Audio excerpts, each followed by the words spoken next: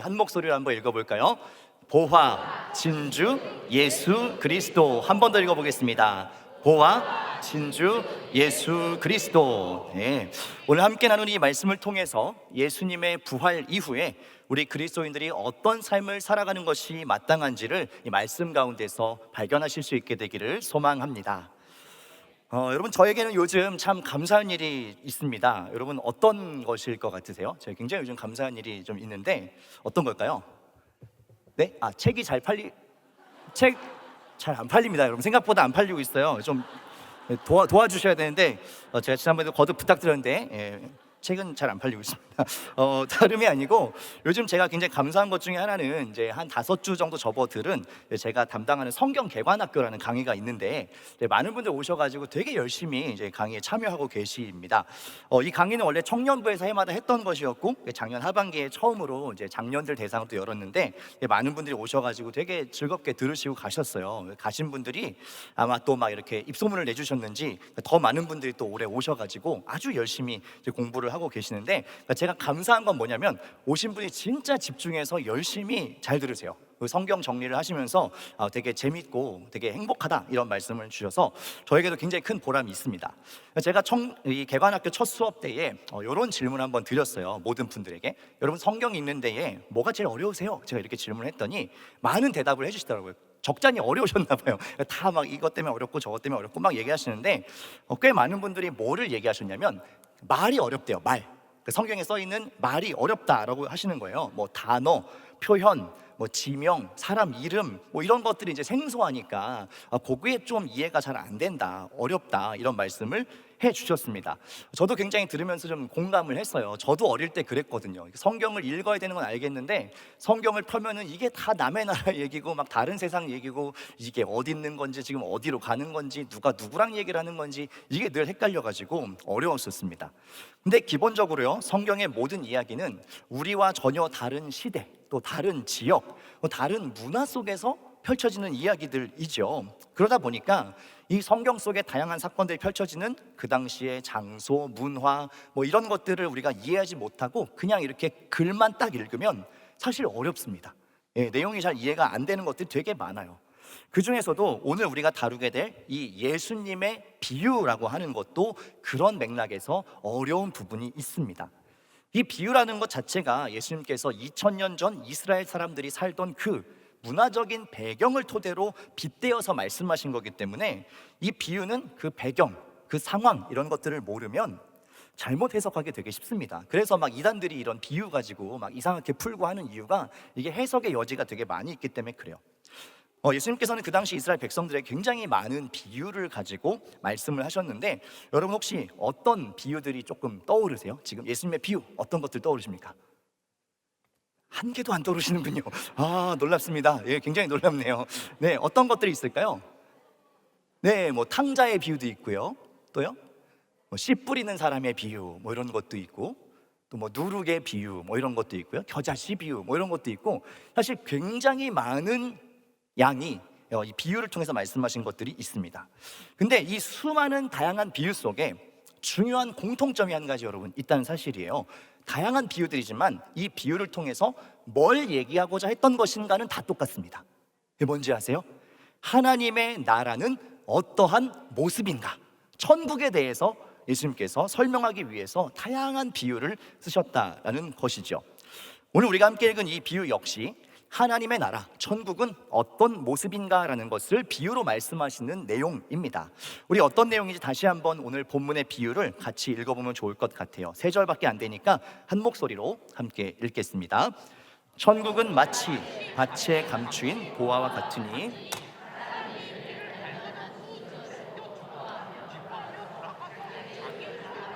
그 밭을 사느니라.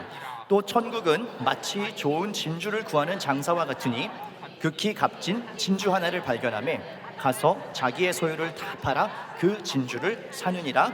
아멘. 오늘 읽은 이 본문에는 2개의 비유가 나옵니다. 그렇죠? 하나는 밭에 감추인 보화를 발견한 이 일꾼의 비유고요. 또 하나는 좋은 진주를 구하는 진주 장수의 비유입니다. 이 두 비유 역시 모두가 처음 시작에 어떤 표현을 시작하냐면 천국은 마치 무엇 같다 이렇게 시작을 해요. 하나님 나라는 이런 모습이다라고 우리가 이해하기 쉽게 빗대어 설명을 하고 계시는 것이죠. 자, 이 비유의 내용은 굉장히 간단합니다. 두 사람이 등장하죠. 한 사람은 밭에서 일하는 일꾼이에요. 아마 이 사람은 땅의 주인은 아닌 것 같아요. 남의 땅에서 대신 일하고 소작농이라고 하죠. 그 소득의 일부를 땅 주인에게 주는 그런 사람이었던 것 같고요. 또 한 사람은 진주장수, 좋은 귀한 진주들을 이렇게 사 모으는 그런 사람입니다. 이 두 사람은 오늘 둘 다 뭔가를 발견합니다. 밭에서 일하는 일꾼이 밭을 막 갈고 있어요. 근데 밭을 갈다 보니까 덜컥하고 뭐가 쟁기에 걸리는 겁니다. 이게 뭐지? 하고 파냈더니 돌이 아니라 보화, 값비싼 보석이 나온 거예요. 그래서 이걸 땅에 묻어두고 자기의 전 재산을 팔아서 그 밭을 삽니다. 이 진주장수도 마찬가지, 아주 귀한 진주를 발견해요. 그리고 나서 자기 재산을 다 팔아가지고 이 귀한 진주를 삽니다. 이게 오늘 비유의 내용이에요. 아주 간단하죠. 근데 여러분, 이 비유는 굉장히 익숙하게 알고 계세요. 노래도 있습니다. 심지어 아시죠? 전국은 마치 밭에 감추인 보화 있죠. 그래서 아주 익숙하게 잘 알고 있는 내용이라고 생각돼요. 근데 여러분, 이 익숙한 비유 속에서 혹시 뭔가 좀 이상한 점 못 찾으셨습니까? 이상한 점? 이게 우리가 너무 익숙하게 어릴 때부터 많이 들어가지고 하나도 안 이상하게 느껴지시는데, 저는 언젠가 이걸 다시 이렇게 보는데 이건 조금 이상한데, 좀 부자연스러운데 하는 부분이 있었어요. 뭐냐면 보세요. 보화를 발견한 이 일꾼 한번 보세요. 쟁기로 땅을 파죠. 막 파요. 쟁기에 뭐가 걸립니다. 팠더니 뭐예요? 보물이 나왔습니다. 그 다음 행동이 중요해요. 여러분, 어떻게 해야 돼요? 어떻게 해야 돼요? 보물 나왔어요. 어떻게 해야 돼요? 예? 어떻게? 그냥 들고 간다고요? 그래야죠. 마땅히 그래야죠. 근데 이 사람이 희한하죠? 다시 이걸 땅에다가 묻어버립니다. 여기가 저는 좀 일단 문제라고 생각해요. 여러분, 만약에 똑같은 상황이라고 하면 팠는데 보물이 나왔다. 그러면 어떻게 하시겠어요? 하고 가방에다가 싹 넣어가지고 가지고 나오셔야죠. 애초에 이 비유는 뭔가 좀 이해하기 어렵습니다. 이 일꾼이 행동이 좀 이상해요. 물론 그 당시 문화적인 맥락에서는 땅에 있는 모든 것은 그 땅 주인의 것이에요. 그래서 발견한 거를 숨겨놓고 다시 땅을 통째로 사서 보물까지 갖는 것이 법적으로는 문제가 전혀 없어요. 근데 생각해 보시면 어떤 사람이 자기의 재산을 다 파는 수고와 고생을 하면서까지 굳이 이 땅을 사냐는 거죠. 그죠? 만에 하나 재산을 다 팔아가지고 왔는데 그 사이에 다른 누군가가 와갖고 일하다가 이거를 파갔거나, 아니면 땅 주인이 발견해가지고 다시 회수를 했거나, 이러면 어떻게 되는 거예요? 내가 돈 다 내고 샀는데 팠더니 묻어놓은 게 없다. 이러면 어떻게 되는 겁니까? 이런 걸 전문 용어로 나가리라고 합니다, 여러분. 그죠? 큰일 나는 거예요. 그러니까 이런 그 위험을 감당하면서까지 이렇게 도박 같은 행동을 할 필요가 없습니다. 그냥 보물만 들고 나오면 되죠. 솔직히 말해보세요. 어떤 분들이 이걸 다시 묻어가지고 또 사고 막 이렇게 하겠어요? 뭔가 부자연스러운 행동이죠. 근데 이 비유에서 더 부자연스러운 부분은 사실 그것뿐만이 아닙니다. 이 비유를 보면요, 어떻게 그려지냐면 천국을 마치 팔아가지고 거래를 해서 사는 것처럼 그려지고 있어요. 하나님 나라를 발견하고 자기의 모든 것을 팔아가지고 물물교환하는 것처럼 그려지고 있다는 거죠. 근데 여러분, 한번 생각해 보시겠어요? 하나님 나라가 이처럼 거래를 통해서 뭔가 대가를 지불하고 얻어내는 것입니까? 어떠세요? 약간 긴가민가 하신 것 같아요. 하나님 나라를 얻기 위해서 내가 가진 모든 것을 다 포기하고 그렇게 얻어내야만 하는 것일까요? 지금 대답이 약간 갈리고 있습니다, 여러분. 대답하기가 좀 어려우시죠? 여러분, 왜 그런지 제가 이해합니다. 왜냐하면 실제로 우리는요, 하나님의 나라를 얻으려면, 하나님의 은혜를 얻으려면 이런 것을 하고 이런 수고를 하고 이런 헌신을 해야 된다라고 수없이 들어왔기 때문에 그래요. 이 비유는 그동안 어떻게 소개되고 설교됐냐면, 하나님 나라 천국을 얻기 위해서 치러야 될 희생과 대가가 이렇게 큽니다 라고 설교를 여러분 많이 들으셨을 거예요. 하나님 나라 너무 고귀한 것이기 때문에 그것을 얻기 위해서는 무엇이라도 다 희생할 가치가 있다. 하나님 나라를 위해 모든 것을 희생하려는 이 결단이 필요합니다 라고 여러분 전통적으로 많이 들으셨을 겁니다.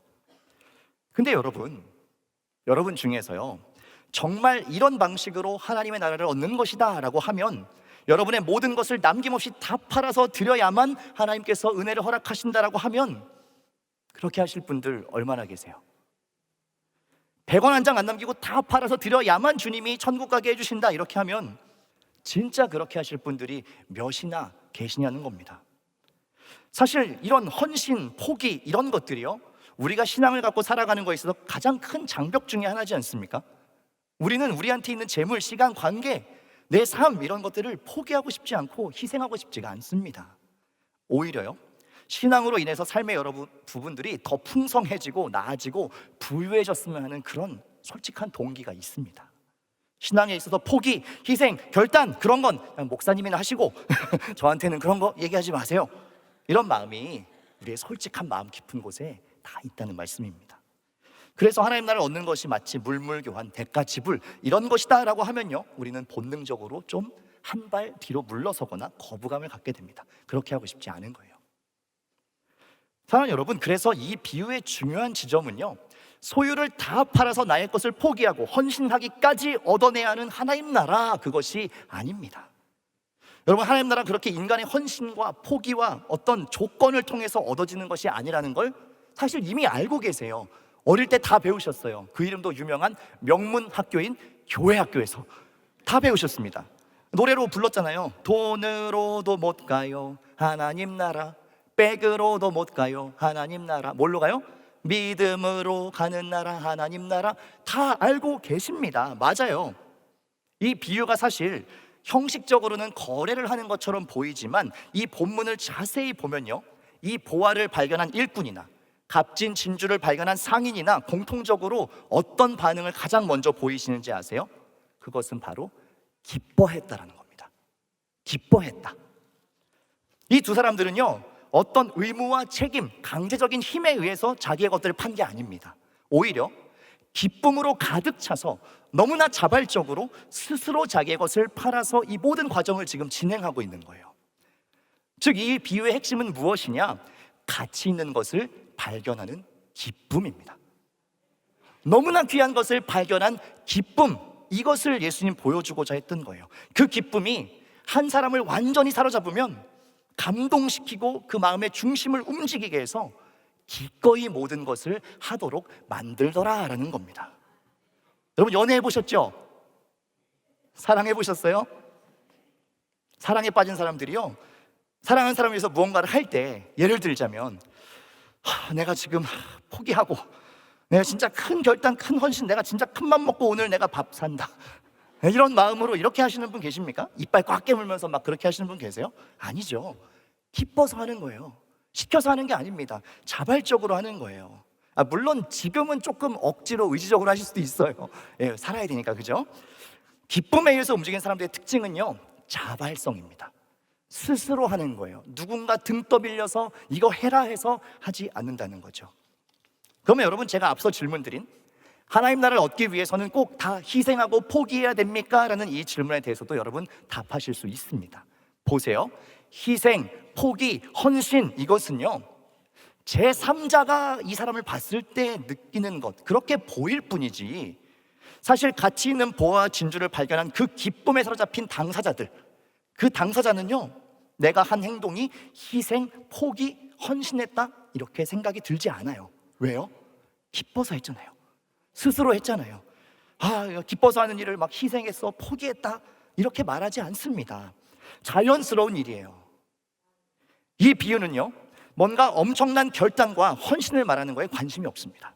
다만 핵심이 뭐라고요? 가치 있는 것을 발견하는 기쁨이요. 나머지는 다 자연스럽게 따라오는 것들이라는 겁니다. 이처럼 기쁨은 한 사람의 삶에서 흘러나오는 엄청난 동력이 돼요. 근데 여러분, 기쁨에 못 이겨서 자발적으로 나아가는 이 엄청난 동력을요, 싫어하는 존재가 있습니다. 누군지 아세요? 사탄이에요. 사탄은 자꾸만 이 비유를 거래의 구도로 보도록 만들어요. 어떻게든 조건에 의해서 움직이도록 만든다는 거예요. 여러분, 이 함정에 빠지시면 안 됩니다. 사탄은요, 하나님 나라를 얻는 것, 은혜를 얻는 것조차도 철저히 거래처럼 보이도록 만들어요. 조건 없는 하나님의 은혜에 자꾸 조건들을 다는 겁니다. 성경을 통해 그려진 하나님의 일하시는 방법은 전적으로 은혜입니다, 여러분. 아무 조건 없이 베푸시는 하나님의 선함이에요. 우리의 어떠함이 아니라 하나님 선하셔서 주시는 것이에요. 근데 마귀는요, 이와 반대로 모든 것에 값을 매깁니다. 이렇게 하면 이렇게 되고, 이런 것을 드리면 이런 것을 받고, 이런 식으로요. 특히 우리가 살아가는 이 자본주의 사회에서 이 전략이요, 우리한테 너무나 기가 막히게 통합니다. 여러분 보험 드셨어요? 제가 뭘 팔려는 건 아니에요.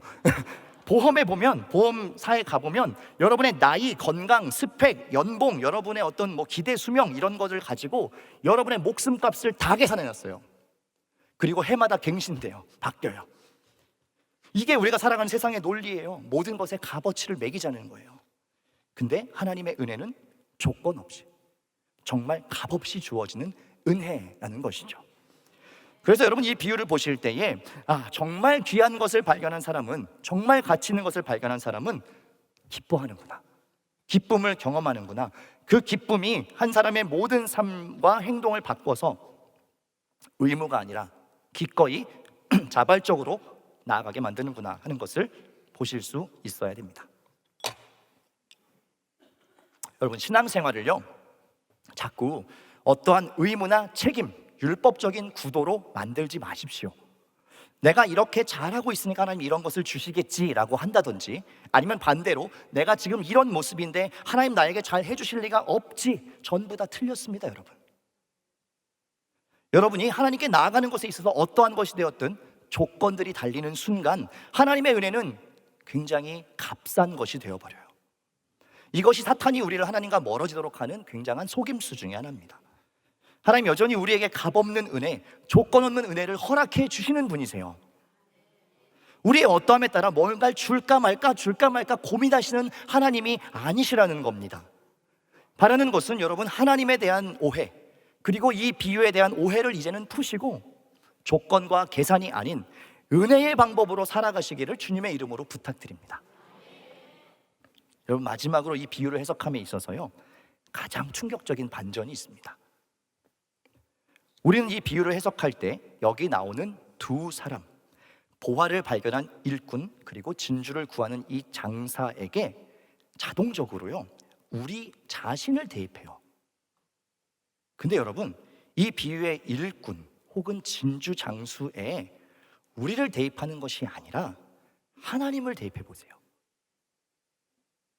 그 주어를 하나님으로 한번 바꿔보세요. 우리 그동안 너무 당연하게 이 발견한 사람 나구나, 이 진주 구한 사람 나구나 라고 생각하시죠? 이 주어에 하나님을 한번 넣어보세요. 그리고 이 이야기를 다시 읽어볼게요. 하나님이 너무나 가치 있는 뭔가를 발견하셨어요. 그리고 그것을 얻기 위해서 모든 것을 다 팔아서 그 가치 있는 그것을 샀어요. 여러분 성경 속에 아주 중요한 사건 떠오르지 않으세요? 어떤 사건입니까? 예수 그리스도의 십자가의 사역이죠. 예수님의 십자가의 사역은요, 다시 사서 맞바꾸는 일이었습니다. 이러한 저와 여러분들을 죄와 사망의 영향에서, 사탄이 왕노릇하는 그 세상에서 값을 치르고 다시 사내셨다라는 사실입니다. 그런데 사랑하는 여러분, 이 모든 이야기가 진행되려면요, 아주 중요한 전제 조건이 한 가지 있지요. 저는 이것을 오늘 말씀의 결론으로 말씀드리고 싶어요. 그 조건이란 무엇이냐? 여전히 죄의 모습으로 뒤범벅되어 있는 우리, 그 정도의 대가를 지불하고 사낼 만한 가치가 없어 보이는 그런 우리를 하나님께서 보화로 보시고 진주로 보셔야 이 모든 이야기가 시작될 수 있습니다. 그래야 이야기가 성립되잖아요. 이 비유의 핵심이 뭐라고 했어요? 가치 있는 것을 발견하는 기쁨이요. 맞습니다. 하나님은 이런 우리를 정말 보물로 확신하고 값진 진주로 확신하고 사랑하셨기 때문에 그 어떤 희생을 치르셔서라도 다시 사내셨던 거죠. 모든 것을 팔았다, 모든 것을 팔아서 그것을 얻어냈다. 다름 아닌 그 아들 예수 그리스도의 목숨을 대가로 지불하셨죠. 하나님의 사랑, 우리를 발견하신 그 기쁨이 하나님에게 있어서 모든 계산과 조건들을 뛰어넘어 버렸습니다. 그만큼 우리를 귀하게 보시고 사랑하셨고, 내가 나를 볼 때에 가끔은 참 아무짝에도 쓸모없어 보이는 그런 나를 발견하시고 그토록 기뻐하셨다라는 사실입니다. 프랑스의 한 신학자인 자크 엘리르라고 하는 사람은요, 이 비유를 이렇게 설명한 바 있습니다. 창조 세계에서 가장 값비싼 보화는 인간이다. 하나님에게 인간보다 더 귀한 것은 없다. 하나님은 인간을 얻기 위하여 가장 귀한 것, 곧 그분의 아들 예수 그리스도를 지불하셨다. 값진 보화인 인간을 얻으려고 모든 것을 포기하였다. 사람들이 자신들을 향한 하나님의 어마어마한 사랑을 발견할 때 우리가 치러야 할 대가는 너무나 보잘것없고 초라할 뿐임을 알게 된다. 사랑하는 거룩한 빛 광성교회 성도 여러분, 오늘 비유 속의 두 사람은 보화와 극히 귀한 진주를 발견하고 자기 소유 전체를 팔기 위하여 기뻐하며 집으로 돌아갔습니다. 그는 갈등하거나 고민하거나 괴로워하지 않았어요. 왜요? 그 발견한 보화와 진주의 가치가 얼마나 귀한 것인가를 알았기 때문이지요. 세상에 어떤 것과도 바꿀 수 없는 귀한 것이라는 것을 안 그 순간, 그 기쁨이 찾아온 순간, 그 발견은 이 사람의 삶을 완전히 뒤엎는 전환점이 됐습니다. 모든 그리스도인들은 먼저 하나님으로부터 그러한 은혜, 조건 없는 은혜, 나를 그러한 보화와 진주로 발견하시고 기쁨으로 그 아들을 내어주신 그 은혜를 입은 존재들입니다. 또한 그러한 은혜를 입은 우리 안에도요, 새로운 기쁨이 생겨나게 됩니다. 여러분, 나를 그렇게 보화로 진주로 바라봐 주시는 그 하나님으로 인한 기쁨, 나 같은 존재를 위해서 그 아들을 내어주신 놀라운 은혜로 인한 기쁨입니다. 그것이요, 그 기쁨이요, 우리가 이제 사순절을 지나고 십자가와 부활의 사건을 통과한 우리가 새롭게 발견해야 하는 기쁨이기도 합니다. 이제 우리는 그 기쁨을 가지고 하나님 앞에 자발적으로 나아갑니다. 전 재산을 팔아서 밭을 사는 그 사람을 보고 누군가는 손가락질 할 거예요. 저 사람 미쳤구나, 저 사람 미쳤구나. 하지만요, 그 당사자에게는 세상이 알 수 없는 기쁨이 있지요. 누구보다 행복한 사람입니다. 하나님 나라, 하나님의 은혜를 발견한 사람은 복된 사람이에요. 우리는 이제 부활하신 주님과 함께 또 우리 안에 계시는 성령님과 함께 살아가게 될 것입니다. 바라는 것은요, 보화와 진주로 여겨지는 존귀한 자로서, 또 예수 그리스도라고 하는 그 보화와 진주를 발견한 자로서 언제나 그 기쁨을 빼앗기지 말고 기꺼이 하나님을 위해 우리의 것들을 자발적으로 드릴 수 있는 그리스도인들이 되었으면 좋겠습니다. 또 세상에 나아가서 무엇과도 바꿀 수 없는 보화, 진주, 예수 그리스도를 전할 수 있는 참된 신자의 삶 사시기를 주님의 이름으로 축원합니다.